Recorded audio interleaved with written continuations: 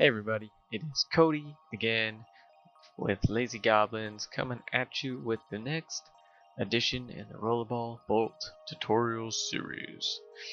And in this one we're going to make the coin automatically rotate so it gives it a little bit of life, and we're also going to make it so when the player rolls over the coin it'll destroy it. So let's start and get on into it. First, right click, create folder, or create a prefab folder. And what we're going to do is take the coin, drag it into the prefab folder, and what this does is it basically allows us to, when we make a change on this object, it'll change across all the other objects. So if we were to duplicate this coin, right, we got a whole bunch right here now. We're to duplicate that coin and say, oh man, you know what? We should have made it a cylinder. Yeah. Wait, why isn't it applying to the other ones? Well, if we come up here to overrides, hit apply all, kaboom, see? Does it for all of them. Whereas if it was just a basic object and wasn't converted into a prefab, we'd have to go to every single coin in our level and make that change. So it's good to make prefabs. Anyways, we're gonna go back, we're gonna make it a square again, a little cube, perfect, and we are good to go. Takes a bit for this to update. You can even open it too. What? Didn't work? Okay, we'll just do that. Boom, kablam, we're good. Alright, so yeah, in 2018.3, you can open the prefab. It pretty much opens it in its own little scene, which is nice. Anyways, that is what prefabs are. So what we're going to do now is we're going to make it continually rotate. So we're going to go to add component. We're going to do a flow machine. Going to come over here to our macros, create bolt flow macro, and we're just going to call this rotator. Sure, that sounds good.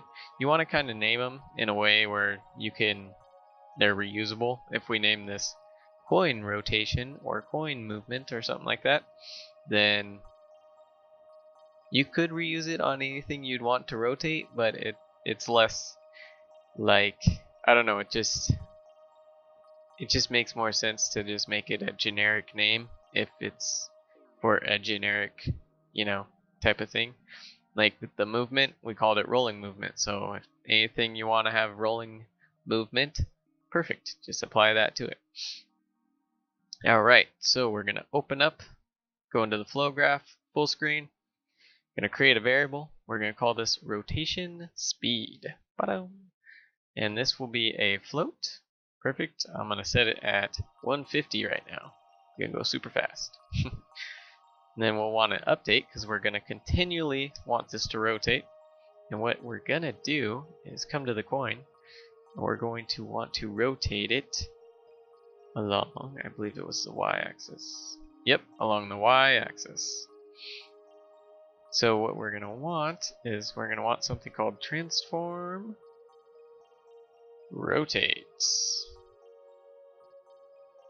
Then we're going to want this transform.rotate x angle, y angle, z angle relative to. Hook those up right now. And since my cube is a bit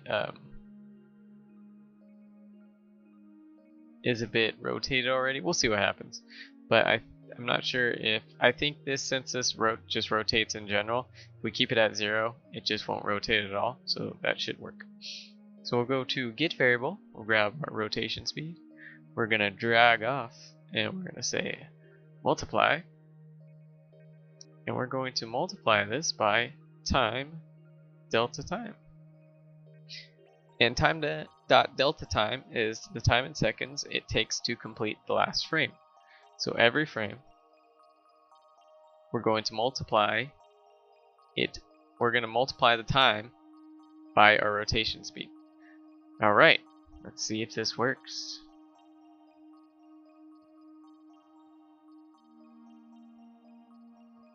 Perfect, and it's rotating. Look at that.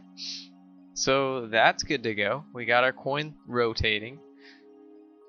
And since it's a prefab, we could either control D that one, or we could just drag and drop some in, and these will also be rotating. It's pretty nifty. Oh, they're not rotating. Why is that? It's because I didn't override. Make sure to apply. Make sure to apply your changes. If you don't apply them, prefab doesn't get updated. But voila, there we go. Alright, so now we are going to go to add component. We're going to do another flow machine. And we're going to go to our macros. And we're going to create, you guessed it, another flow macro. We're going to call this collectible. And this is basically going to allow our coin to be able to be collected. Go into edit. We're going to full screen this. We're going to, so in order for the coin to be collected, right, we're going to need to set it to a trigger right here on the box collider. So this kind of will detect if anything enters the collider, and if it's a trigger, it won't react to physical touches. Like it won't be hard. It'll be just, you can roll right through it is what I'm trying to say. Can't find the words, guys. Anyways, if it's a trigger, that's how it acts. It acts as a trigger. It's just looking to detect if anything passes through it, enters it whatsoever. We make it a regular collider, and you can actually collide into it. Alright, so we're going to make that a trigger, because that's what we want. And we're going to go back to the flow graph, and we're going to right click and do on trigger enter. And you get the first one.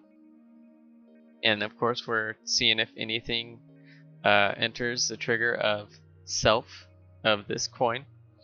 We're going to drag off, and we're going to say if the collider, first hold on, we want a branch. And a branch is basically takes in a boolean, which is a true or false. And then if it's true, then do this. If false, then do this. So we're going to want to do compare tag.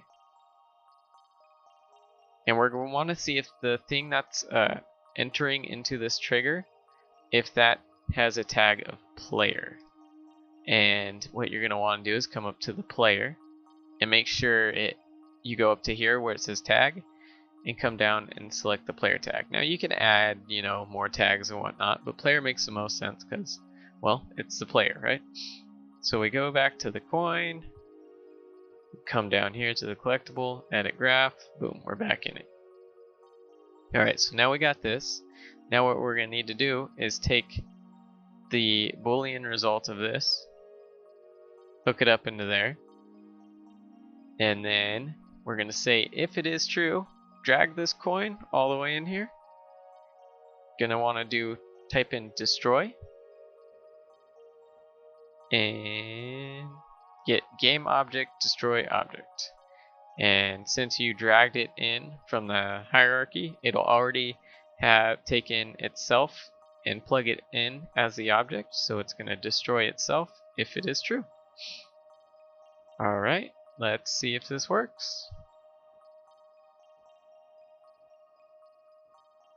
Perfect! Look at that. It works. You are collecting coins. Make sure to apply it. And let's just drag and drop some. Bring some more in the scene, right? Great. Now let's see if they all work. They all rotate. They all get collected. So they're rotating. And we can collect them all. Perfect. Alright, so in this video, we made the coin rotate to give it a little bit of a polish, to make it feel more alive. And then we also made the coin collectible, so when the player ran over it, it would get destroyed. In the next video, we're going to actually start keeping track of how many we collect, and possibly having a text show up on our screen to show how many coins or cubes or whatever you have has been collected. Alright guys, make sure you hit that like and subscribe and the notification bell to be notified for when the next video goes live, and I will see you in the next one. Until then, have a good one.